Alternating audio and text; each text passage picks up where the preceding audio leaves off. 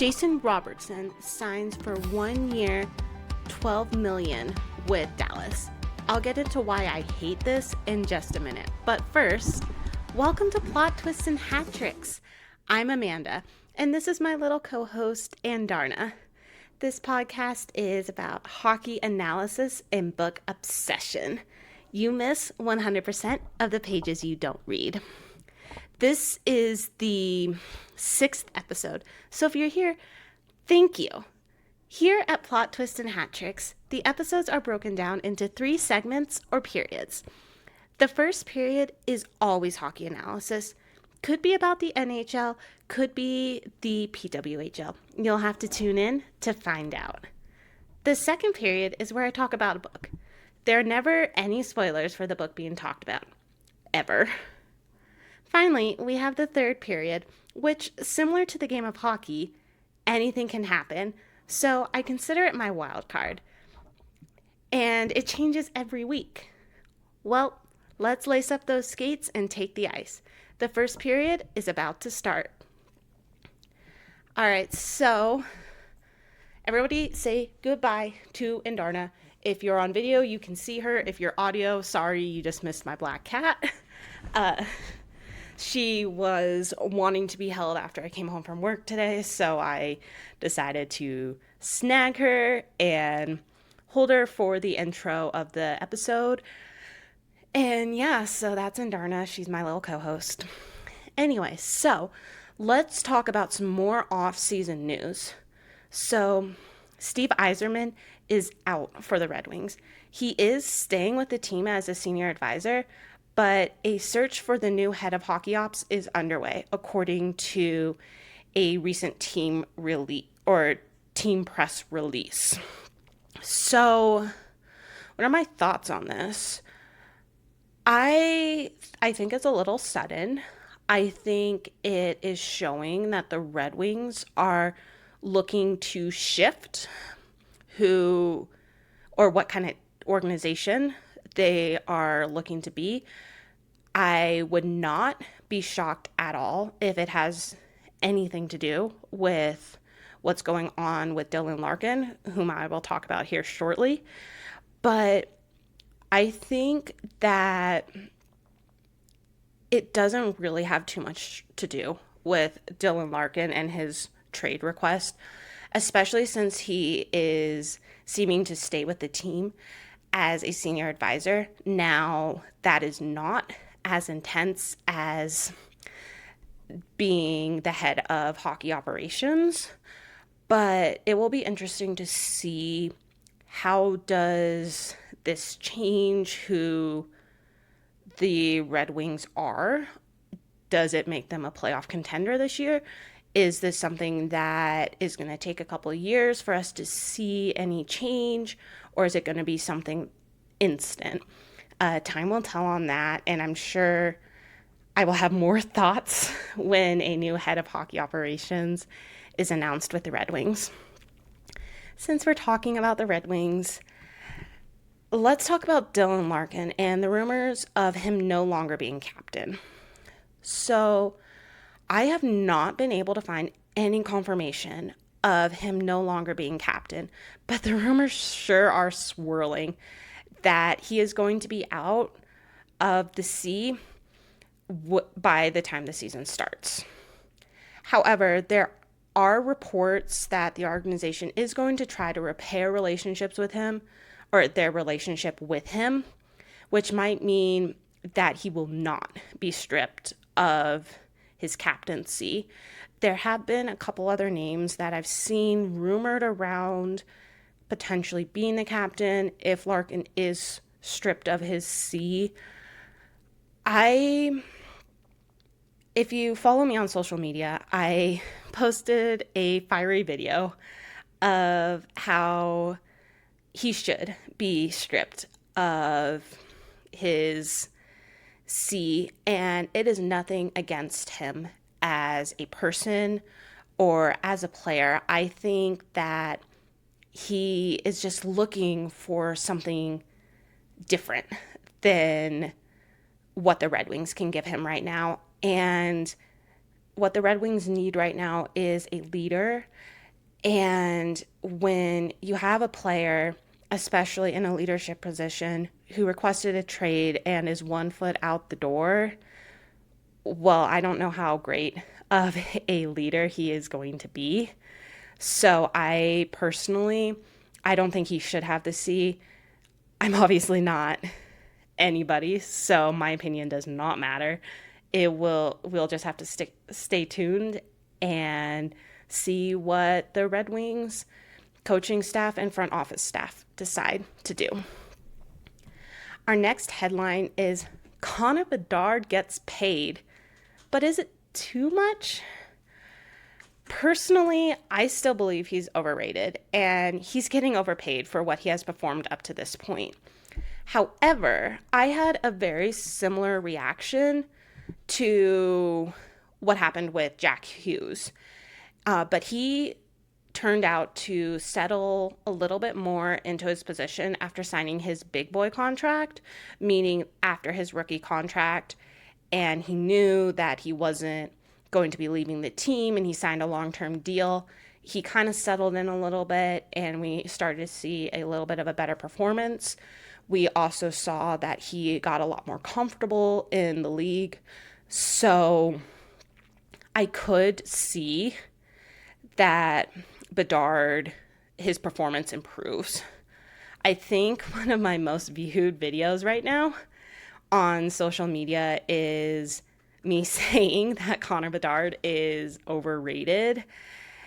And I don't know how I feel about that. I didn't think that was going to be the video that really took off, but I'm interested to see how he performs. He is going to miss the first part of the season due to injury and needing to get surgery. So personally, seeing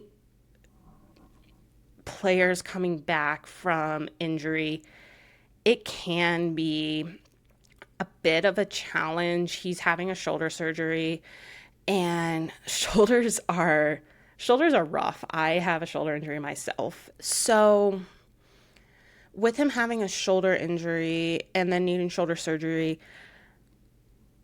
I'm interested to see how this affects his performance moving forward. And I guess we're just going to have to wait and see. Like I said, I think he's getting paid a little too much for what we've seen, but there's a reason that I'm not in a front office position or in a hockey ops position making those choices, and that I'm on this end of the microphone just analyzing them. All right, so our next topic is Jason Robertson got paid, and that was the kind of hook for this episode. He signed a 1-year, $12 million contract to avoid arbitration, and I don't like it. I don't like it. And it's not even like a money thing. Like, I don't think that Robertson got overpaid or underpaid. It's none of that. I don't really like those short-term deals for players that talented and that young at this stage in their career. I think that they didn't want another William Nylander situation, which I spoke about several episodes ago. I don't think Dallas wanted to go through that, but I am shocked on the short-term deal. One season is not a long time. I don't know if that is because Dallas is like, oh, we'll give you another shot. Let's see if your playoff performance improves. Let's see if we get farther in the playoffs. And if we do, then we'll sign you long-term. Or if this is coming from Robertson's team of, hey, I want to see how the team performs and I want to see if we are still meshing. And if we don't do well in playoffs or we don't make it to playoffs in general, then I want to go to a playoff contender. I want a cup. So I could see it in both ways. I just don't like it because I don't like the short term. Like I said, I don't like these short term deals for a player of his caliber at his age. My boyfriend and I were actually talking about this last night when we went shopping, and he was like, he's one of the top wings in the NHL right now.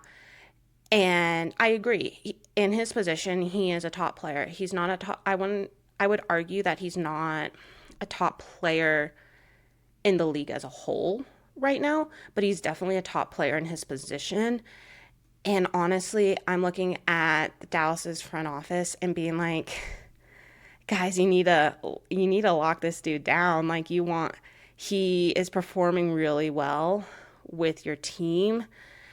And I think that if they do lose Robertson, if he does hit the free agency market next year, I think that he gets swooped up real quick. I think there's a lot of teams that are looking for a player of his caliber, and I think he can excel on nearly any team in the league right now, except for maybe some of our top teams. Like, I don't think that he would be too big of a standout player on, say, like Carolina or Colorado, but I think or even Edmonton, because I think that McDavid and Draisaitl just would outshine him, and he wouldn't be able to be that star player and go to his full potential.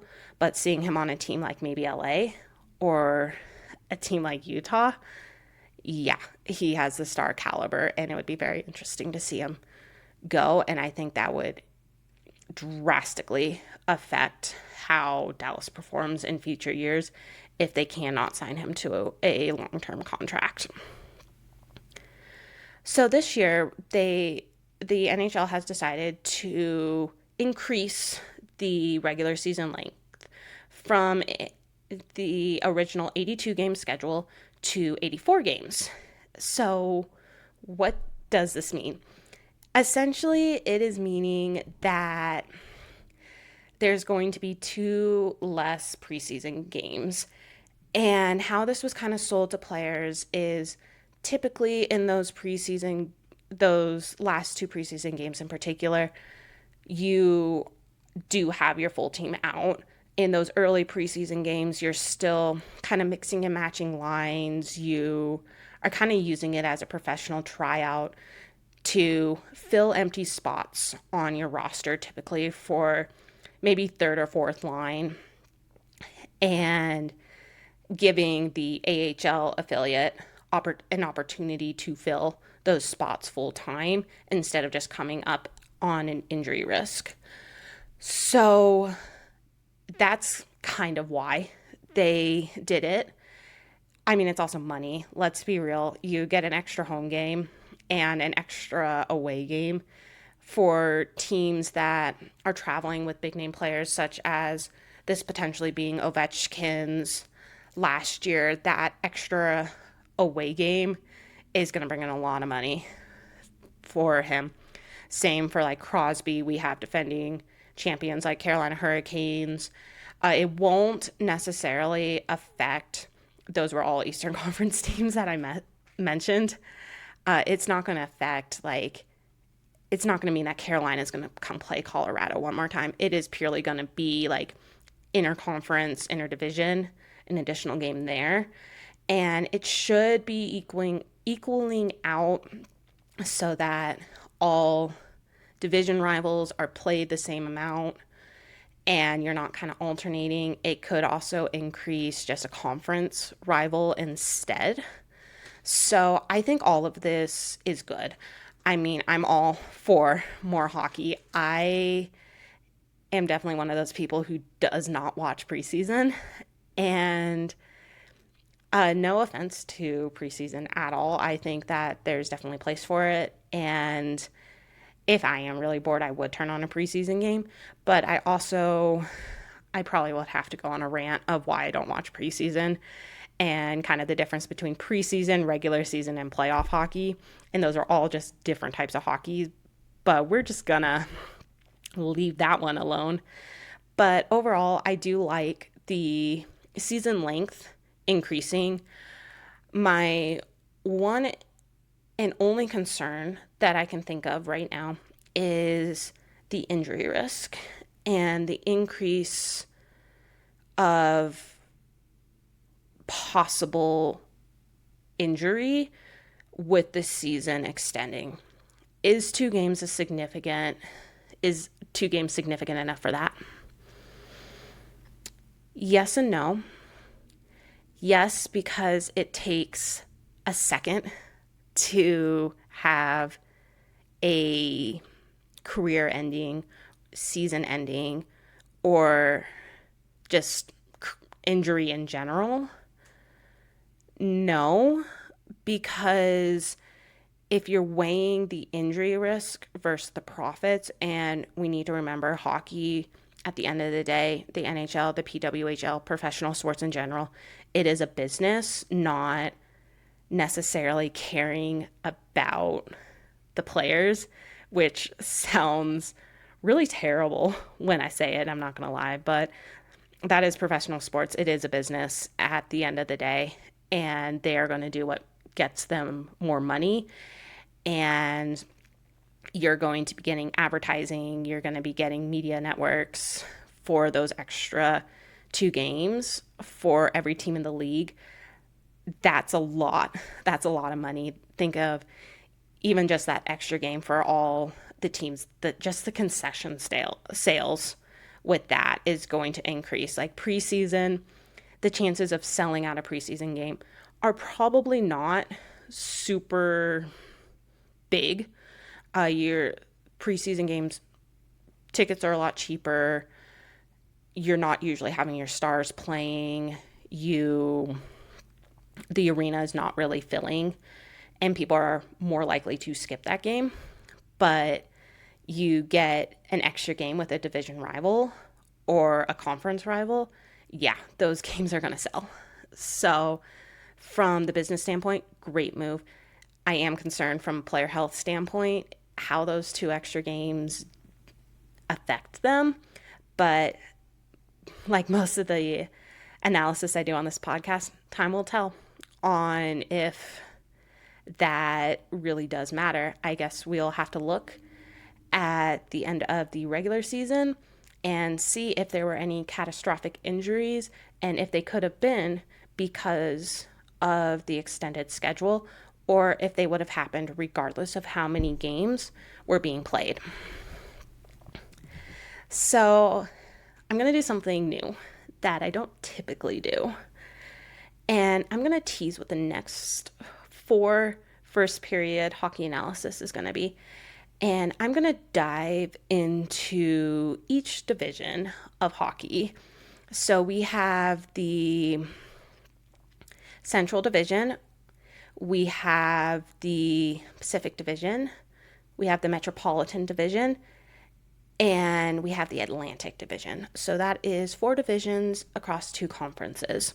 So that is what the next 4 episodes I'm going to go in and pull top players from those teams, some memorable moments from those teams.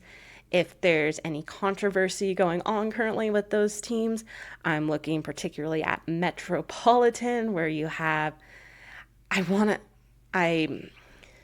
know I'm going to regret this, publishing this, if they're not. I believe Detroit is in Metro, and there can be a lot said about Detroit.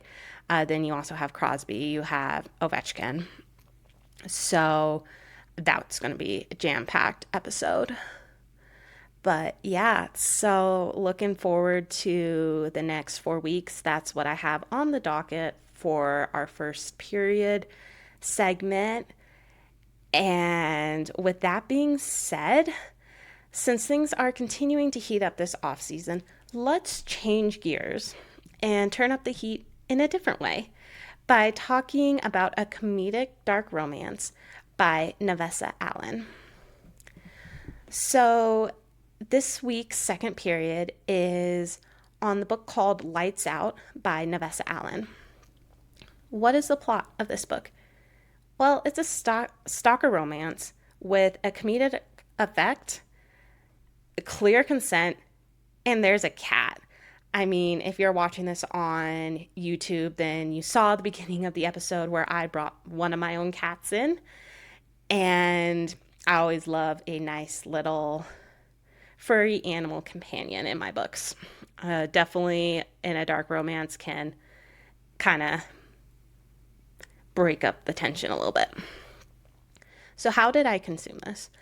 I eyeball read this book, but I have heard that the audio is absolutely fantastic. I am part of a lot of book discords and book groups, and people just rave about how fantastic this audiobook is. So, if you are an audiobook listener, I would definitely be putting this on your to be read. So, if you're putting it on your TBR, why should you read it? Well, this was my first dark romance read, and it was a good one to ease me into the genre. And it had some comedic effects that made it not as intense, which I appreciated. With dark romances, they usually come with a laundry list of trigger warnings, and Lights Out is no different to that. I mean, dark romance is exactly as it sounds. It's intense. And especially when you're looking at a stalker romance, they typically in a stalker romance, you're idealizing having a stalker. And that is very controversial. I wouldn't say that reading this book is like, oh yeah, I wish I had a stalker kind of vibe. I know that there are some people in the dark romance fandom that are like, oh yeah, I'd vibe with that. But it's scary. I think that at least how Allen portrays it, it is definitely in a lighter effect. Like I mentioned when talking about the plot, there is clear consent, there are safe words, and there is communication, and I think that makes it a lot easier to read. There are a lot of books in the dark romance genre that are not like that and are tough to read. Chances are I will cover them in later second period episodes. I'm not going to go and name them off now and kind of like why I want to stick to Lights Out and the theme of Lights Out.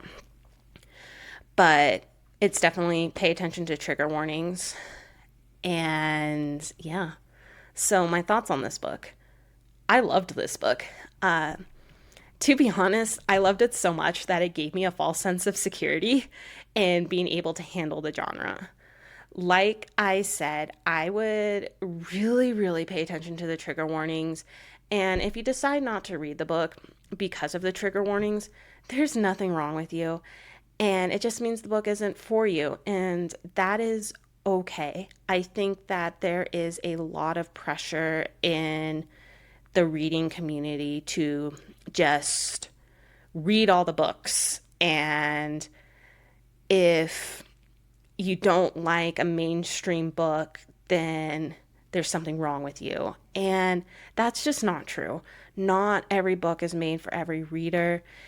And I'll be honest, when I do analyze a book that I'm not a big fan of, but I'm also going to highlight why other people would like it. For those who don't like Lights Out, it is the stalker romance part.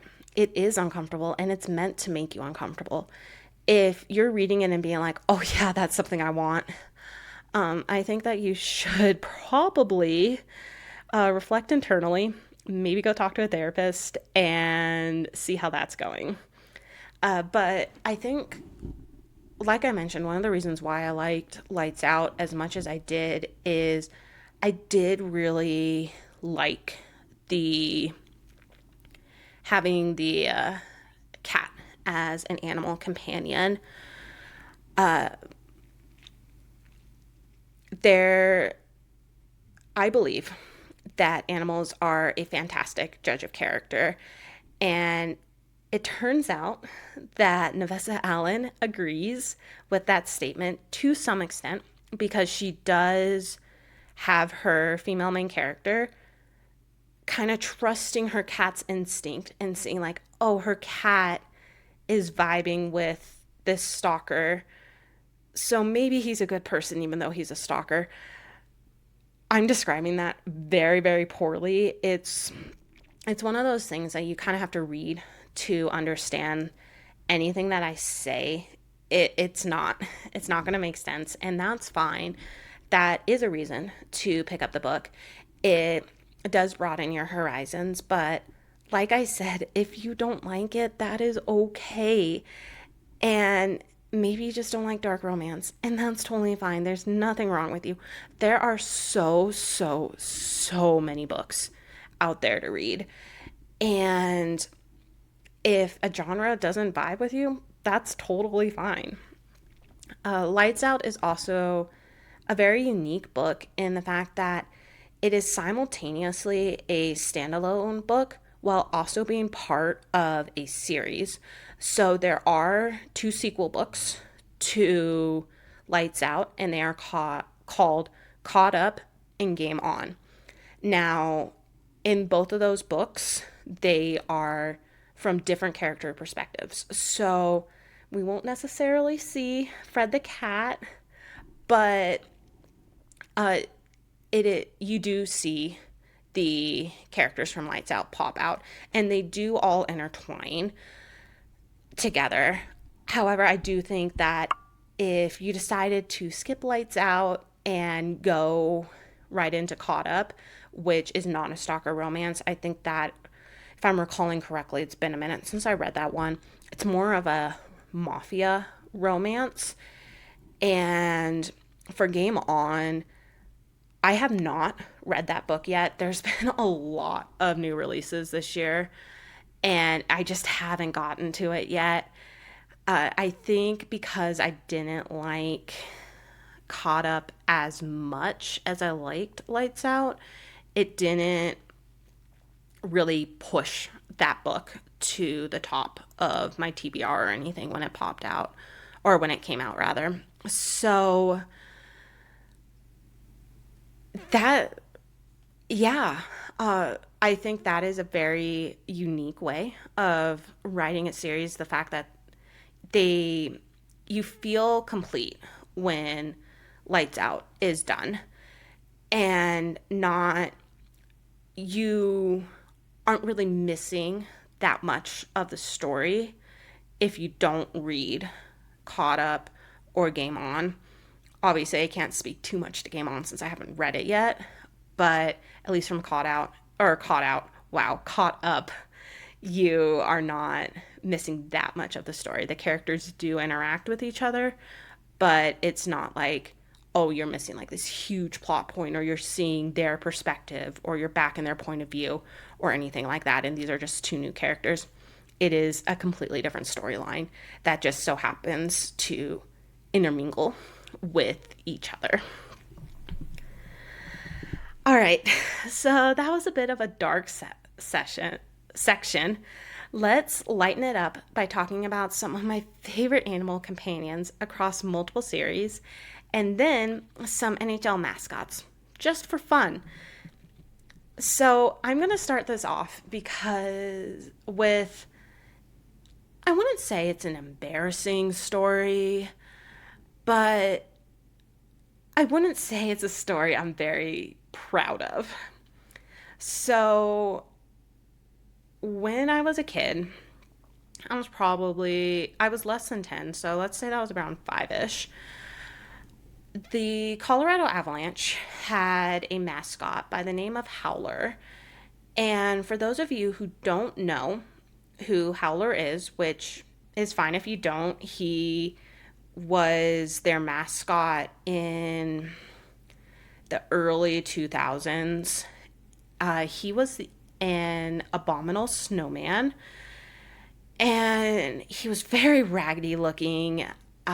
Think of actually the abominable snowman from Rudolph the Red-Nosed Reindeer is very similar to how he looked. Just think of that in like a mascot form. And he was a little intense. Um, he scared me as a child. I wanted nothing to do with him. He really freaked me out. And, well, he was walking up and down the aisles. And this story was told for me. I do not have this memory. I'm pretty sure I blacked it out. I just remember just having this innate mascot fear for as long as I can remember. Beside the point. So he was going up and down the aisles, and I saw him. I wanted nothing to do with him. And I hid under my seat, which is why I'm thinking that I'm around 5 years old because I could still fit under the seats. And well, he came looking for me under the seats, and that ruined it for me. I was scarred. I It was like you're hiding from the monster, and the monster comes and finds you, and then you're just traumatized forever. It was to the point where it was so bad that my dad and I we were chosen for a intermission, and Howler was on the ice, and they actually had to take Howler off the ice because me as a child refused to go on the ice with him there. And obviously, big selling point to have a kid on the ice during intermission. And so Howler got kicked off the ice because I was so traumatized. And then this began just a like decades long fear of mascots. And I came up with all these different reasons for why I didn't like mascots, going from I know there's a person in the suit and I can't see their eyes, so I don't know where they're looking.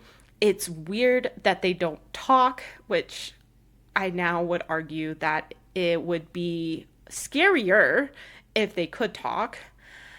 Uh, Everything is kind of disproportionate. Like, if they take the mascot head off, then their head is smaller than their body, and their hands are always like that much bigger. And just all these ridiculous reasons for why I hated mascots.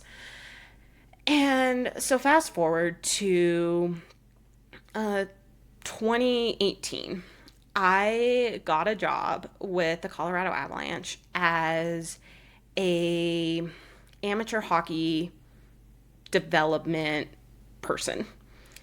So my job was to essentially help grow the game of hockey, and that was done through events all across Colorado, such as like Learn to Skates, Learn to Plays.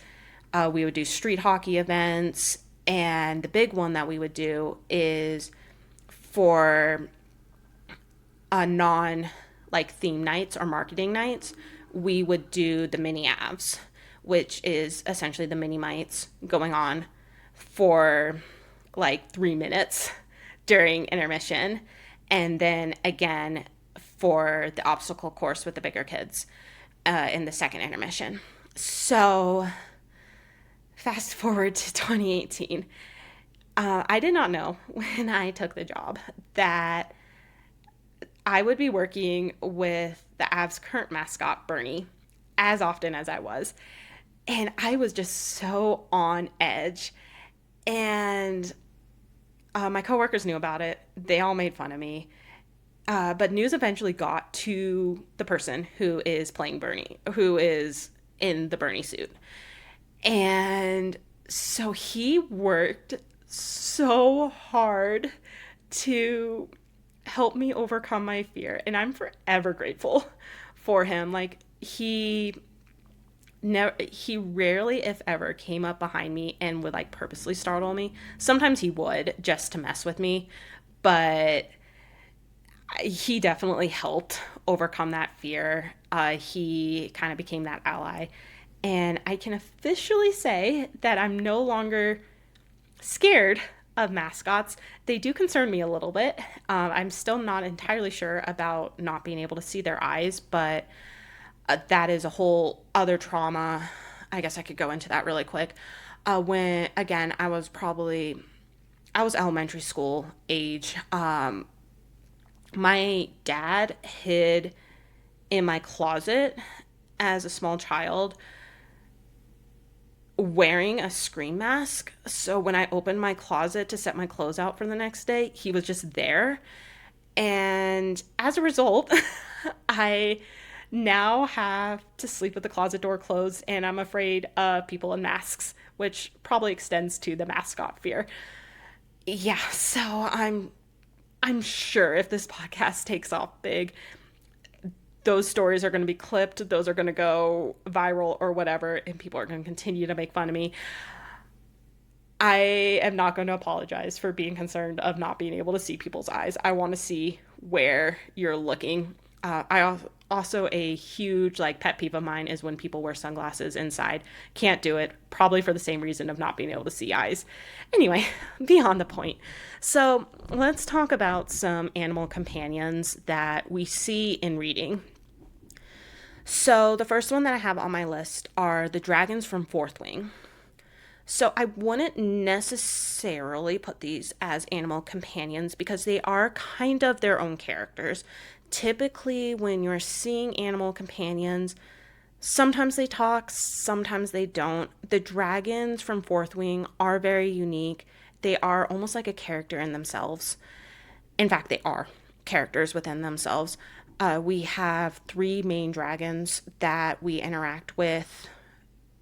Really two, but then the third one I consider a main one because of the male main character bonded to him. So in order to avoid spoilers, I am not going to say who they're bonded to, but there are three dragons, each with their own personalities. There's more than three, but I'm just going to name three. So the first one is Terran. He is like Mr. Grumpy, and he is Mr. Sassy. For sure, he is so smart and so wise, and he does add a lot of like background knowledge to our main characters, and kind of having like that grumpy personality makes it just that much more fantastic. He has some hilarious one-liners that every time I reread the Fourth Wing series, I just giggle to myself anytime he's talking because he has just some of the best one-liners. The next dragon is Andarna, who, yes, my cat is named after. So for those of you who have read the Fourth Wing series, my cat Andarna is named specifically after the Andarna in Iron Flame. So again, to avoid spoilers, Andarna does grow up throughout the series. And we're not going to talk about why, because a huge plot spoiler. But if you know, you know that my cat was named after Iron Flame Andarna. And I'll get into why here in a minute. And I love Andarna. She has some amazing one-liners. One of them being, actually Taryn said it, was, we do not eat our allies. That is one of my favorite quotes in all of reading. I have it on a sticker on my water bottle. I have it as a sweatshirt. I'm sure I have it as a t-shirt. I have it as like what I'm thinking about on Discord. If anything, it's just great knowledge to have. And then the final dragon is Sigale, which is bonded to the male main character. And we don't get to see too much of her. We just know of her and we hear some of her thoughts. She is very maternal towards Andarna, and I think that's why I like her. And again, to avoid spoilers, she is connected with Taryn and Andarna in a very unique way that we're just going to leave at that. So the little story of how Andarna, my cat, got her name is Andarna actually means second honor. And I got Andarna after my kitty cat, Captain Meowka, passed away. My other kitty, Pepper, which I'm sure will join an episode in the future, she was struggling with Cap dying. So I was like, oh, I'm going to get her a kitten and that's going to make everything better. It did and it didn't at the same time. Pepper tolerates Andarna. But when it was coming to naming Andarna, I was between the three dragon names, Terran, Andarna, and Sigale. And the reason why she ended up with Andarna is because when me and my boyfriend picked her up from the rescue, she reminded me so much of Andarna and Iron Flame that she just immediately pushed the other two dragon names away. And now, whenever I meet a fellow Fourth Wing fan and I tell them, hey, my cat's name is Andarna, and I tell them she's specifically the Iron Flame Andarna, it's definitely one of those if you know, you knows. Anyway, moving on. So, from the Fae and Alchemy series, which currently has 2 books out, the 3rd book is expected next year in 2027. And we have Onyx. Onyx is a cute little fox who gets attached to our female main character and is just so sweet. And I just love myself a little fox. The author actually came up with the character Onyx very similar to her dog when she was writing. So Onyx is actually based off her dog, which I just absolutely love. Next, we have Princess Donut from Dungeon Crawler Carl. I'm definitely going to do a second period episode on Dungeon Crawler Carl. I am obsessed with that series. It is absolutely hilarious. The audiobook is just superb. Probably the only book that I have not eyeball read, have only listened to on audio. So that's a fun fact. But Princess Donut, first off, Princess Donut is a cat. Second off, Princess Donut turns out to be a talking cat through something that happens in Dungeon Crawler Carl that gives her a voice in a way. Essentially, she can talk through chat and talk to Carl that way. And there's some fantastic Princess Donut lines. I love that cat so much. Something funny she does, and this is not a spoiler, is they end up having a chat feature in Dungeon Crawler Carl, which maybe I should tell a little bit about that plot because otherwise this will make no sense. So essentially it is the end of the world and they get dropped into a video game-esque type underworld, so to speak, or dungeon. And it is broadcast live essentially for aliens, and it's a game show. So through this game show, similar to video games, they have a chat feature. And Princess Donut, whenever she uses a chat feature, she uses all caps. And if you are a millennial or Gen Z, then you probably know when you see somebody text you in all caps, they are yelling at you. And so essentially, every time Princess Donut is in the chat, she is commenting in all caps, and the narrator does a fantastic job of just yelling it. And yeah, Princess Donut, gosh, she's a fantastic animal companion. I wish there were more animal companions like her. She definitely fits the personality of what I think my cats are thinking when I make them do things with me. So Princess Donut for the win. The next animal companion, I've only read the first 2 books and part of the 3rd book. from assistant to the villain. And so, to avoid plot spoilers, we're going to call him an animal companion, and that is Kingsley. Kingsley is a frog, and he likes to hold up inappropriate signs. And by inappropriate signs, he's holding up a sign giving advice or his thoughts at just inopportune moments, and he just adds that comedic effect. That is typically what we're seeing with the animal companions. Sometimes they are there to help the main characters. Sometimes they're just there for the comedic effect, and Kingsley is one of those that is there more mainly for the comedic effect.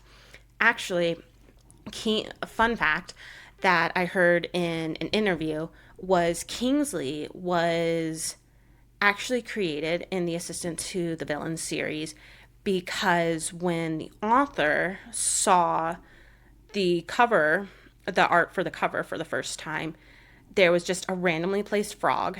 She absolutely loved the frog and had to make him a character in the story. And I just love that little fun fact. I remember hearing it when Fantasy Fangirls was talking in an interview. I don't remember exactly which interview, but I do know that they interviewed the author at some point, and I believe that's where they learned it. The next animal sidekicks that I'm going to mention are some classic ones from Harry Potter. So we have Hedwig, Crookshanks, and Earl. So if you have read Harry Potter, especially up through the second book, then you'll notice that I did not include another animal companion. And that is purely because of the events in the third book. So we're going to continue to leave that animal companion off. Please finish the series and let me know if you still consider that specific character an animal companion. Anyway, so we see animal companions in a different light in these books. So Hedwig, if you don't know, is Harry Potter's owl, and is his main use of communication between the normal human or muggle world and then the fantastical wizard world. So Hedwig, super sweet, super loyal, and doesn't talk, unfortunately, but definitely adds some magic and wisdom to Harry and does guide him a little bit. Crookshanks, I had to include Crookshanks. She first appears in the third book, and she's an orange cat, and I'm obsessed. And honestly, she's on the list because she's a cat. And then finally, we have Earl, who is a Weasley owl, who is kind of known for not being the brightest and running into windows and such, and that just adds a comedic effect. The Harry Potter world in general has a lot of mystical creatures. I wouldn't consider them all animal companions, but and there are definitely a lot of theories around Crookshanks, but we're going to just disregard those for now and just look at those three from Harry Potter. The next one is Syrinx from the Crescent City series. So Syrinx is just a little pet, essentially. And it is escaping me what kind of creature Syrinx is. But essentially, he acts like a dog. And the female main character, Bryce, treats him as such. And let me tell you, every time that little dude is on the page, I am just that much happier, because even just like knowing that he's in the scene, even if he's not doing anything, just adds a little bit of comfort. In the future, I'm going to cover the Crescent City series. That is more of a high fantasy series and can be very complicated. But I think that Syrinx just kind of like brings it together, to be completely honest. And yeah, I love that little dude. I am on a mission to find some great like character arc of him, and or character art, or looking. I really want a stuffed animal of him, but I'm pretty sure my boyfriend will murder me if I get another stuffed animal. But time will tell. Maybe I'll find one. And then finally, my list would not be complete if I did not include Fred from Lights Out.